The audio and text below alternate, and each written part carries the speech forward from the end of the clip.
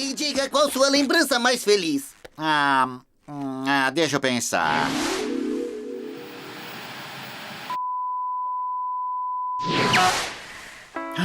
Acho que eu não tenho nenhuma lembrança feliz. Oh, puxa.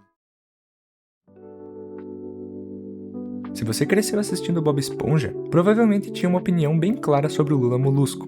Ele era o chato, o ranzinza, o cara que vivia reclamando de tudo, enquanto o Bob estava sempre feliz, e o Patrick sempre tranquilo. Ele era bem fácil de não gostar. Mas tem algo curioso que acontece quando você cresce e volta a assistir o desenho. Você para de achar o Lula Molusco irritante, e começa a entender um pouco ele. Nas primeiras temporadas, o Lula tinha uma personalidade bem definida. Ele era meio snob, cheio de si. Achava que era melhor que todo mundo ao redor dele, que seu talento merecia reconhecimento, que a fenda do biquíni era pequena demais para ele. Era um personagem cômico porque o humor vinha do contraste entre o que ele achava de si mesmo e o que realmente era. Que você está dizendo que não tem experiência, vamos ter que começar do primeiro quadrado. Ou eu devia dizer, primeiro círculo.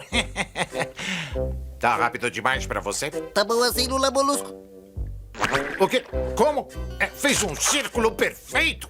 Faça de novo, eu quero ver como é.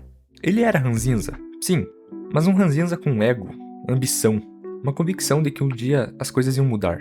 E isso estranhamente tornava ele um pouco mais leve de assistir do que parece hoje. Porque com o passar das temporadas, algo foi mudando no Lula Molusco. Não de uma vez, foi bem aos poucos, quase que a gente não percebe isso.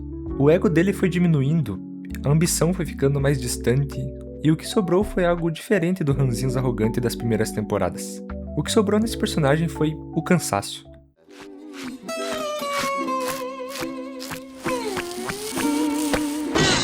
Posso me deitar e dormir por 100 anos ou coisa assim.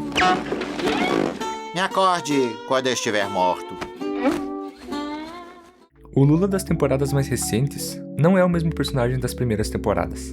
É um personagem que em algum momento parou de achar que merecia mais. Não porque encontrou a paz, mas porque está sendo desgastado até não ter mais energia para sustentar aquela convicção que ele tinha. E isso tem um nome. Se chama flanderização. Quando um traço de personalidade vai sendo exagerado, temporada após temporada, até consumir tudo que o personagem era antes. No caso do Lula, o que sobrou foi a amargura, e ela foi crescendo até tomar todo o espaço.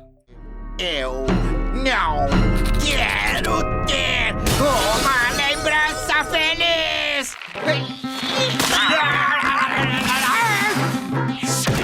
Mas aqui é onde eu quero parar e fazer uma conexão que talvez não seja óbvia de imediato. Porque a flanderização do Lula Molusco não acontece num vácuo. Ela espelha algo que acontece com as pessoas reais. Pensa numa pessoa que você conhece, talvez você mesmo em algum momento, que começou a vida adulta com planos, com vontades, com aquela sensação de que as coisas iam acontecer, que tinha uma visão de onde queria chegar e acreditava genuinamente que ia chegar lá. Mas a vida foi acontecendo, o emprego que paga as contas, mas não é o que você queria, a rotina que foi se instalando sem que você percebesse exatamente quando. O cansaço que foi se acumulando, semana após semana, até que em algum momento você olha pro espelho e percebe que a energia que você tinha para sonhar foi sendo substituída por outra coisa. Não necessariamente uma tristeza, mas uma espécie de peso constante que torna um pouco mais difícil do que deveria ser. E o Lula Molusco é isso. É o retrato de alguém que foi sendo desgastado pela repetição, pelo trabalho que não valoriza, pelo vizinho que não para, pela vida que não saiu como planejado. Bob Esponja, a taxa de glicose deles está ficando perigosamente baixa. Por que você está grelhando cartões?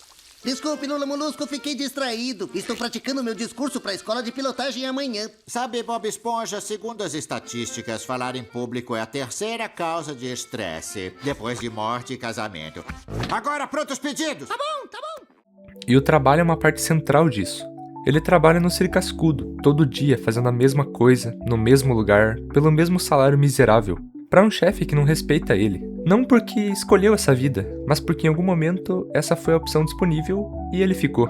É exatamente o que acontece com uma quantidade enorme de pessoas. Você começa num emprego que era para ser temporário, mas temporário viram alguns meses, meses viram alguns anos, e de repente, a vida que você estava só passando para chegar em algum lugar é a vida que está vivendo. E o mais pesado não é o trabalho em si, mas sim a sensação de que você está gastando as horas mais produtivas do seu dia num lugar que não te enxerga direito, que você entrega energia, atenção, tempo, coisas que não voltam E o que recebe em troca mal cobra o mês.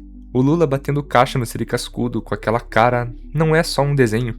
É o espelho de qualquer pessoa que já chegou numa segunda-feira sentindo que deixou de ser quem queria ser em algum ponto do caminho.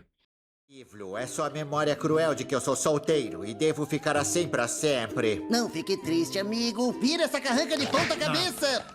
Eu prefiro a minha carranca e sua posição tradicional. Tem algo que o desenho faz com o Lula que é meio cruel.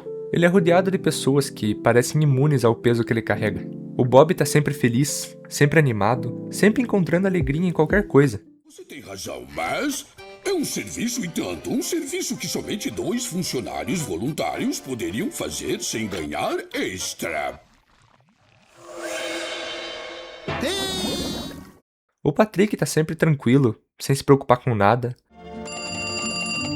Aí, o Siri Cascudo? Não, aqui é o Patrick.